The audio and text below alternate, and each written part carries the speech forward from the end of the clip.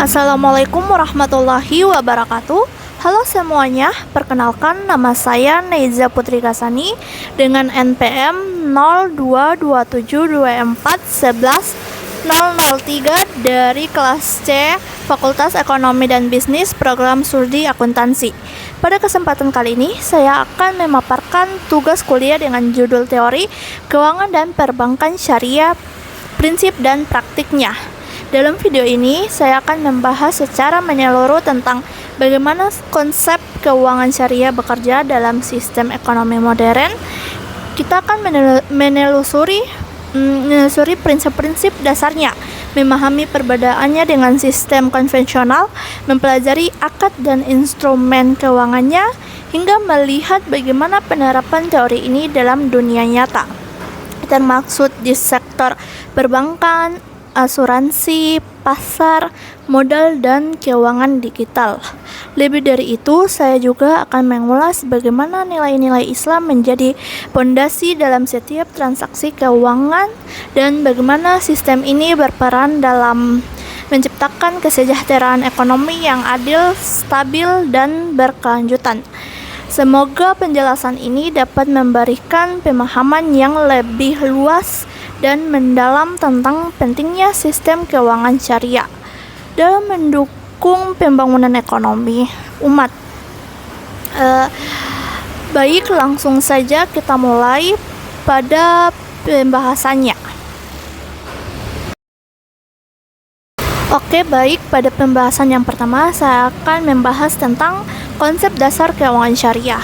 Nah, teman-teman, apakah teman-teman sudah tahu apa sih keuangan syariah itu? Nah, keuangan syariah merupakan sistem keuangan yang berlandaskan pada prinsip dan nilai-nilai Islam yang diambil dari Al-Quran, hadis, ijma, dan qiyas. Dalam Islam, konsep harta atau ma'al tidak hanya dilihat sebagai kepemilikan pribadi, tetapi juga sebagai amanah dari Allah Subhanahu wa Ta'ala yang harus digunakan untuk kebaikan dan kemaslahatan umat. Oleh karena itu, di dalam pandangan Islam, kegiatan ekonomi tidak boleh terlepas dari nilai moral dan tanggung jawab sosial. Nah, salah satu prinsip dasar keuangan syariah adalah bahwa uang bukanlah komoditas, melainkan alat tukar. Nilai uang hanya muncul ketika digunakan untuk kegiatan ekonomi produktif, seperti perdagangan, investasi, atau jasa. Maka dari itu, Islam menolak praktik riba atau bunga, karena bunga memperlakukan uang sebagai barang yang bisa menghasilkan nilai tanpa aktivitas real. Sistem seperti ini dianggap menciptakan ketimpangan sosial dan ekonomi. Tujuan utama dari keuangan syariah bukan sekadar mencari keuntungan, tetapi mencapai maqasid syariah, yaitu tujuan syariah Islam yang mencakup menjaga agama, jiwa, akal, keturunan, dan harta. Dengan kata lain, sistem ini ingin memastikan bahwa kegiatan ekonomi berjalan dengan adil, bermanfaat, dan tidak merusak keseimbangan sosial maupun lingkungan. Selain itu, konsep keuangan syariah juga menekankan kepada keadilan dan keseimbangan. Artinya, setiap transaksi ekonomi harus memberikan manfaat yang seimbang bagi semua pihak. Tidak boleh ada pihak yang dirugikan, ditindas, atau diuntungkan secara tidak adil. Prinsip ini menjadikan sistem keuangan syariah bukan hanya sistem ekonomi, melainkan juga sistem etika yang menjunjung tinggi kemanusiaan. Dengan demikian, keuangan syariah hadir bukan untuk menggantikan sistem konvensional semata, tetapi untuk memperbaiki ketidakseimbangan dalam praktik ekonomi modern dengan membawa nilai moral, spiritual, dan sosial yang sejalan dengan ajaran Islam. Nah, pada pembahasan yang kedua, saya akan membahas tentang prinsip-prinsip utama keuangan syariah. Dalam penerapannya, sistem keuangan syariah dibangun atas beberapa prinsip pokok yang bersifat fundamental. Prinsip pertama adalah larangan riba. Riba adalah tambahan disyaratkan dalam transaksi pinjam-meminjam yang dalam konteks modern dapat disamakan dengan bunga.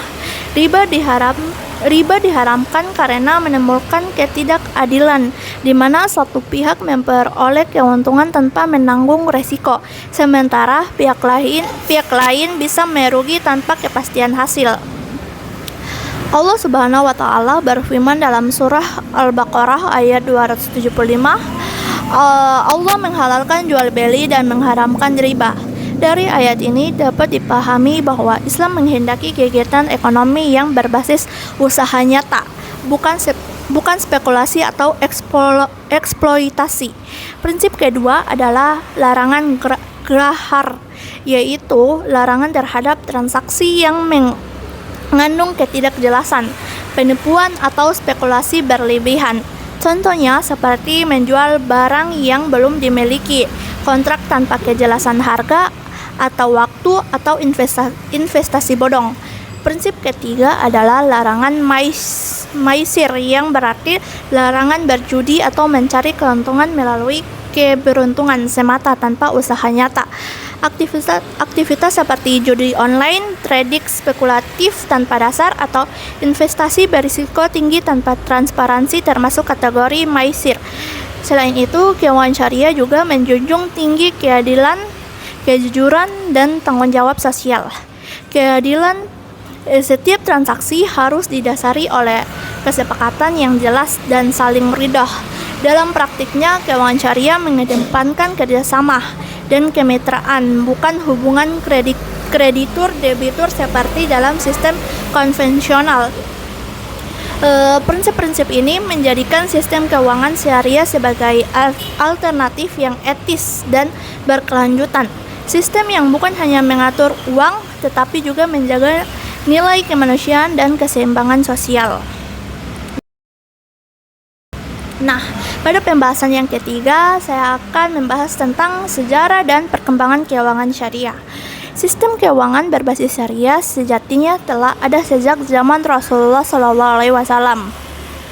Pada masa beliau, praktik ekonomi dilakukan dengan penuh kejujuran, amanah, dan keadilan. Rasulullah sendiri adalah pedagang yang terkenal jujur, dan banyak transaksi bisnis beliau menggunakan akad-akad syariah seperti mudharabah dan musyarakah.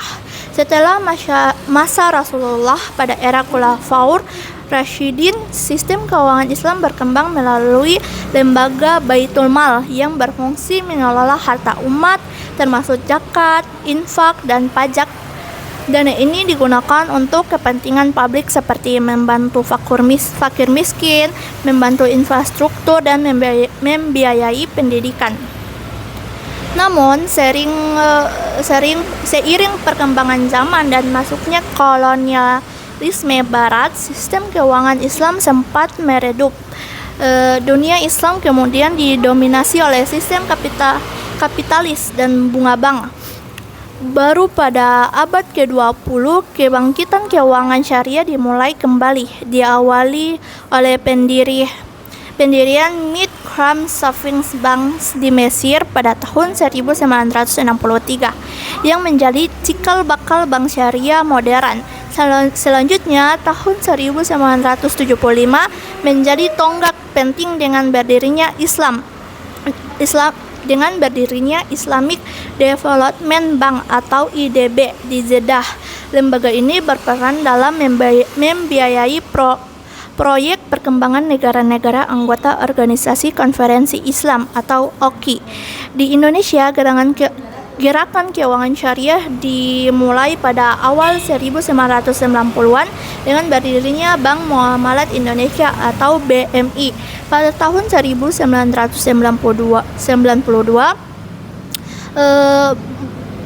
seiring waktu muncul berbagai lembaga keuangan syariah lain seperti Bank Syariah, Mandiri, BNI Syariah, dan BRI Syariah yang pada tahun 2021 bergabung menjadi Bank Syariah Indonesia atau BSI.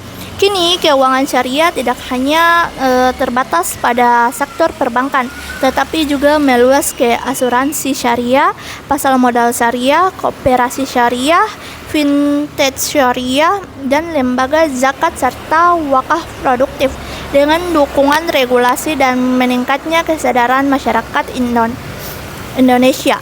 kini menjadi salah satu pusat keuangan syariah terbesar di dunia. Nah, pada pembahasan keempat, saya akan membahas tentang landasan dan dasar hukum keuangan syariah. Landasan utama sistem keuangan syariah adalah Al-Quran dan hadis, yang kemudian dijelaskan dan dikembangkan melalui ijma atau kesepakatan ulama dan qiyas atau analogi hukum. Al-Quran memberikan pedoman tegas tentang keadilan ekonomi dan larangan terhadap praktik yang merugikan orang lain. Misalnya dalam surah Al-Baqarah ayat 188, dan janganlah kamu memakan harta sesamamu dengan cara yang batil. Hadis Nabi SAW juga menegaskan pentingnya kejujuran dalam transaksi. Beliau bersabda, pedagang yang jujur dan amanah akan bersama para nabi, orang-orang yang benar, dan para syuhada. Di Indonesia, dasar hukum keuangan syariah sangat kuat. Di antaranya adalah Undang-Undang Nomor 21 Tahun 2008 tentang Perbankan Syariah yang menjadi payung hukum utama bagi kegiatan perbankan syariah. Selain itu adalah Undang-Undang Nomor 19 Tahun 2008 tentang Surat Berharga Syariah Negara atau SUKUK, serta fatwa Dewan Syariah Nasional Majelis Ulama Indonesia atau DSN MUI yang mengatur sistem produk dan layanan-layanan keuangan syariah agar sesuai dengan prinsip Islam. Peran Otoritas Jasa Keuangan OJK dan Komite Nasional Ekonomi dan Keuangan Syariah atau KNEKS juga sangat penting dalam pengawasan dan pengembangan industri ini. Mereka memastikan bahwa seluruh kegiatan keuangan syariah berjalan dengan profesional, transparan, dan sesuai dengan ketentuan syariah. Oke, pada pembahasan yang kelima, saya akan membahas tentang perbedaan keuangan syariah dan konvensional. Sistem keuangan syariah dan konvensional memiliki perbedaan mendasar, baik dalam tujuan, sumber keuntungan, maupun hubungan antar pihak-pihak yang terlibat. Dalam sistem konvensional, keuntungan diperoleh melalui bunga, tetapi yang harus dibayar oleh peminjam tanpa mempertimbangkan hasil usaha.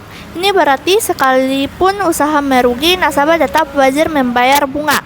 Sedangkan dalam sistem syariah, keuntungan diperoleh dari aktivitas ekonomi nyata dan berdasarkan kesepakatan bersama, seperti bagi hasil dalam akad mudharabah dan musyarakah. Hubungan antara lembaga keuangan syariah dan nasabah bukan hubungan kreditur-debitur, melainkan hubungan kemitraan. Kedua pihak menanggung risiko dan berbagi hasil sesuai porsi yang disepakati. Selain itu, keuangan syariah memiliki batasan moral yang jelas. Investasi hanya boleh dilakukan pada sektor halal seperti perdagangan, pendidikan, pertanian, energi, dan kesehatan. Investasi di sektor haram seperti minuman keras, rokok, judi, pornografi, dan riba dilarang keras. Dari sisi sosial, keuangan syariah juga menekankan pemerataan kesejahteraan. Dana zakat, infak, sedekah, dan wakaf menjadi bagian dari sistem ekonomi yang berfungsi menyeimbangkan distribusi kekayaan. Sementara sistem konvensional seringkali berorientasi pada profit dan menimbulkan kesenjangan ekonomi. Dengan demikian, keuangan syariah bukan hanya sistem ekonomi yang berbeda secara teknis, tetapi juga memiliki nilai moral dan tujuan sosial yang jauh lebih luas. Nah, pada pembahasan yang keenam, saya akan membahas tentang akad dalam keuangan syariah. Salah satu ciri utama dari sistem keuangan syariah adalah penggunaan akad atau kontrak yang didasarkan pada hukum Islam. Akad adalah perjanjian yang mengikat antara dua atau lebih pihak dalam suatu transaksi, dan setiap akad harus memenuhi rukun serta syarat yang sah menurut syariat. Tanpa akad yang sah, maka transaksi tidak memiliki kekuatan hukum dalam Islam secara umum. Akad dalam keuangan syariah dibedakan menjadi dua kelompok besar, yaitu akad tijarah atau komersial dan akad tabarruh atau sosial atau non komersial. Akad tizarah digunakan untuk kegiatan yang bertujuan mencari keuntungan, sedangkan akad tabaruh digunakan untuk kegiatan sosial atau kebajikan tanpa mengharapkan imbalan. Beberapa contoh akad tizarah antara lain yaitu mudharabah, yaitu kerjasama antara pemilik modal dan pengelola, di mana keuntungan dibagi sesuai kesepakatan, sedangkan kerugian ditanggung oleh pemilik modal sepanjang bukan karena kelalaian pengelola. Akad ini sering digunakan dalam produk deposito syariah dan pembiayaan usaha. Musyarakah yaitu kerjasama dua pihak atau lebih yang masing-masing memberikan kontribusi modal dan partisipasi dalam pengelolaan usaha. Keuntungan dibagi berdasarkan kesepakatan, sedangkan kerugian sesuai porsi modal. Akad ini umum digunakan untuk pembiayaan proyek besar. Murabahah yaitu jual beli, di mana penjual memberitahukan harga pokok barang dan menetapkan margin keuntungan yang disepakati. Akad ini menjadi dasar pembiayaan barang konsumtif seperti kendaraan, rumah atau peralatan bisnis. Ijarah yaitu akad sewa-menyewa atas manfaat suatu barang atau jasa dalam waktu tertentu. Misalnya pembiayaan kendaraan dengan sistem sewa guna usaha atau leasing syariah. Dalam salam dan istisna yaitu jual beli pesanan, di mana pembayaran dilakukan di muka sementara barang diserahkan kemudian. Akad ini sering digunakan dalam sektor pertanian dan manufaktur. Sementara itu, akad tabaruh mencakup bentuk-bentuk transaksi sosial seperti pinjaman tanpa bunga atau hibah, pemberian, wakaf, dan zakat, memperkuat solidaritas sosial dan masyarakat Islam.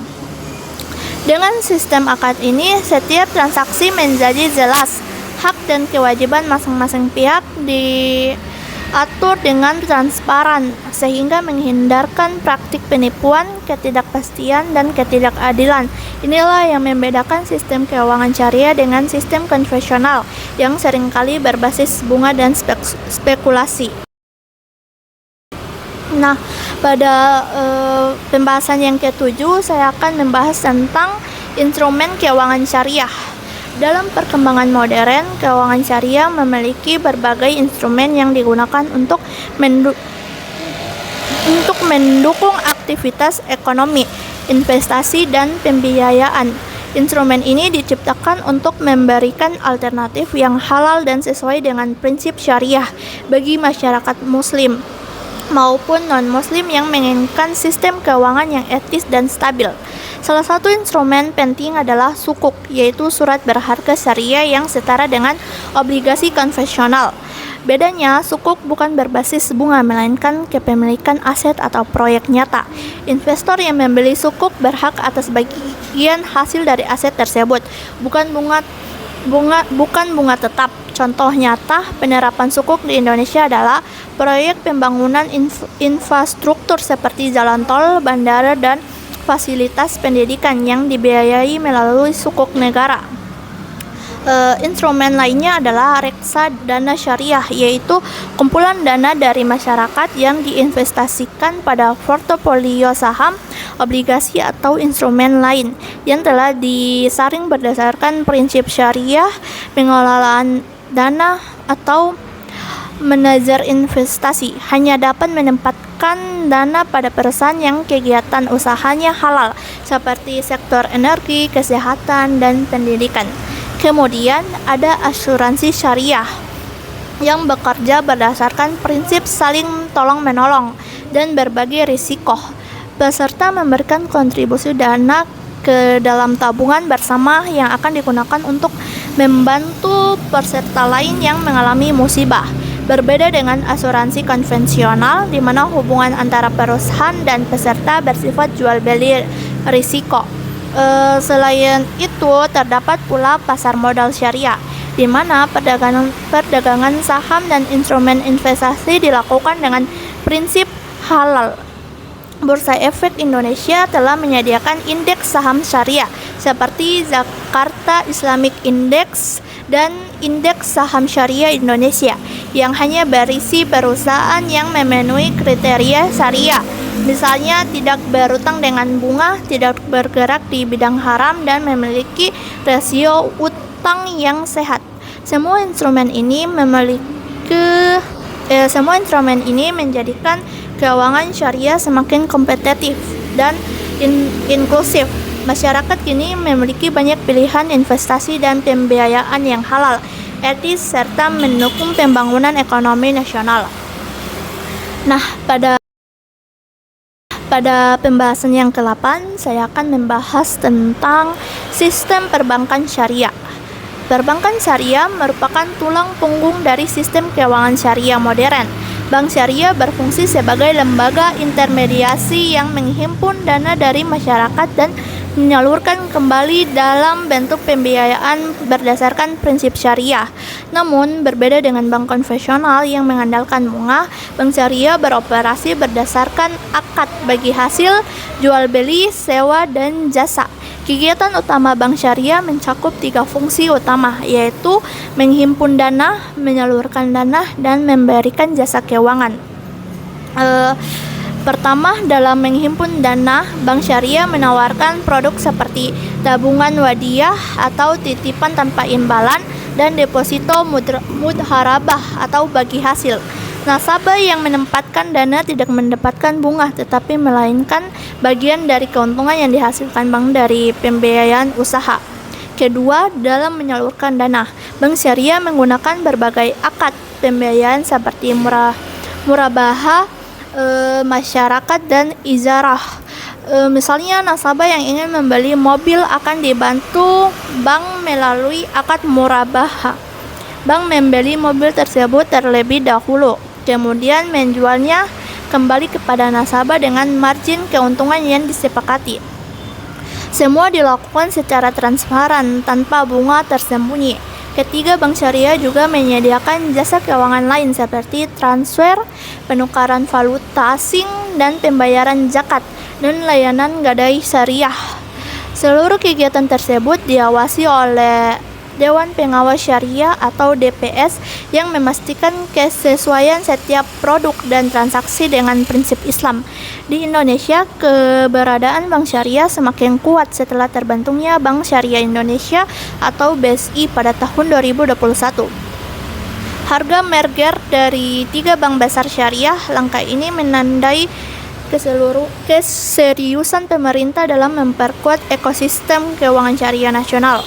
Kini BSI termasuk dalam 10 besar bank terbesar di Indonesia berdasarkan aset. Melalui perbankan syariah, masyarakat mendapatkan alternatif layanan keuangan yang tidak hanya menguntungkan tetapi juga membawa nilai keberkahan dan keadilan sosial. Pada pembahasan yang ke-9, saya akan membahas tentang lembaga keuangan non-bank syariah. Selain perbankan, ada banyak lembaga keuangan non-bank yang beroperasi berdasarkan prinsip syariah dan turut mendukung pengembangan ekonomi umat. Lembaga-lembaga ini berfungsi untuk memperluas akses keuangan, khususnya bagi masyarakat kecil dan menengah yang membutuhkan pembiayaan alternatif. Salah satu yang paling dikenal adalah Pegadaian Syariah. Sistem ini memungkinkan seseorang mendapatkan dana tunai dengan menjaminkan barang berharga seperti emas atau kendaraan tanpa bunga. Nasabah hanya membayar biaya pemeliharaan atau penitipan barang. Pegadaian syariah sangat membantu masyarakat dalam memenuhi kebutuhan mendesak tanpa terjerat praktik riba. Kemudian ada Koperasi Syariah atau Baitul Ma'al Tamwil atau BMT. BMT berperan penting dalam pemberdayaan ekonomi masyarakat kecil dan menengah melalui pembiayaan mikro berbasis syariah. Selain itu, selain memberikan modal usaha, BMT juga melakukan pembinaan dan pendampingan bagi anggotanya agar mampu mengelola keuangan secara Islam dan mandiri. Lembaga lain juga berperan dasar adalah lembaga zakat. infak, sedekah, dan wakaf. Lembaga seperti Basnas dan Dompet Duafa tidak hanya menyalurkan bantuan sosial tetapi juga mengembangkan program produktif seperti wakaf pertanian, beasiswa pendidikan, dan modal usaha mikro. Dengan cara dana umat dapat memberikan dampak jangka panjang bagi kesejahteraan sosial. Selain itu, terdapat asuransi syariah atau takaful yang memberikan perlindungan finansial berdasarkan prinsip saling membantu. Perusahaan takaful tidak mengambil premi sebagai keuntungan, melainkan sebagai kontribusi dana tolong-menolong antara peserta. Sistem ini menjunjung tinggi solidaritas sosial dan menghindarkan praktik eksploitasi risiko. Melalui lembaga-lembaga ini, sistem keuangan syariah membentuk ekosistem yang lengkap dan saling mendukung, dari sektor mikro hingga makro, dari individu hingga korporasi. Nah, pada pembahasan yang ke-10, saya akan membahas tentang inovasi dan teknologi dalam keuangan syariah. Di era digital seperti sekarang, keuangan syariah juga mengalami transformasi besar. Kemajuan teknologi informasi membuka peluang baru dalam pengelolaan keuangan yang lebih cepat, transparan, dan mudah diakses oleh masyarakat. Fenomena ini melahirkan apa yang dikenal dengan istilah vintage syariah atau financial teknologi syariah. Vintage syariah menggabungkan nilai-nilai Islam dengan kemudahan teknologi digital. Contohnya adalah platform pembiayaan peer-to-peer lending syariah yang mempertemukan pemilik dana dengan pelaku usaha secara langsung melalui aplikasi. Transaksi dilakukan berdasarkan akad syariah seperti mudharabah dan murabahah, tanpa bunga, tanpa spekulasi, dan dengan pengawasan dewan syariah. Selain itu, muncul juga e-wallet dan digital banking syariah yang mempermudah transaksi sehari-hari seperti pembayaran zakat, infak, dan sedekah secara online. Beberapa bank syariah kini memiliki aplikasi digital yang memungkinkan nasabah membuka rekening, melakukan pembayaran, hingga investasi sukuk dari ponsel mereka. Teknologi blockchain juga mulai dilirik untuk diterapkan dalam keuangan syariah karena sifatnya yang transparan, aman, dan tidak dapat dimanipulasi. Sistem ini sangat sesuai dengan prinsip Islam yang menuntut kejujuran dan keterbukaan dalam sistem transaksi. Dengan hadirnya inovasi digital, sistem keuangan syariah menjadi semakin inklusif, menjangkau generasi muda, dan memperluas akses keuangan halal ke seluruh lapisan masyarakat. Tantangan ke depan adalah memastikan bahwa setiap inovasi tetap berlandaskan prinsip syariah dan etika Islam.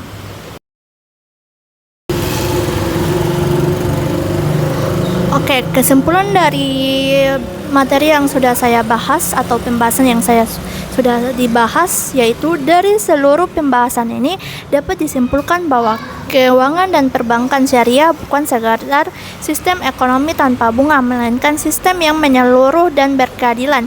Ia mengatur hubungan antara manusia, harta, dan Allah Subhanahu wa Ta'ala. Setiap transaksi dilakukan bukan hanya demi keuntungan dunia, tetapi juga demi keberkahan akhirat. Keuangan syariah menawarkan solusi nyata bagi permasalahan ekonomi modern yang sering diwarnai krisis, ketimbangan, dan ketidakadilan. Dengan prinsip keadilan, transparansi, dan tanggung jawab sosial, sistem ini mampu menciptakan stabilitas dan kesejahteraan yang berkelanjutan. Sebagai generasi muda muslim, kita memiliki tanggung jawab untuk mempelajari, memahami, dan menerapkan nilai-nilai keuangan syariah dalam kehidupan hari-hari, mulai dari cara kita bertransaksi, berinvestasi, hingga mengelola keuangan pribadi. Semua bisa dilakukan dengan prinsip halal dan etis. Semoga materi ini memberikan wawasan baru dan menjadi inspirasi bagi kita untuk terus mendukung dan mengembangkan ekonomi syariah di Indonesia. Sekian dari pembahasan saya. Wassalamualaikum warahmatullahi wabarakatuh.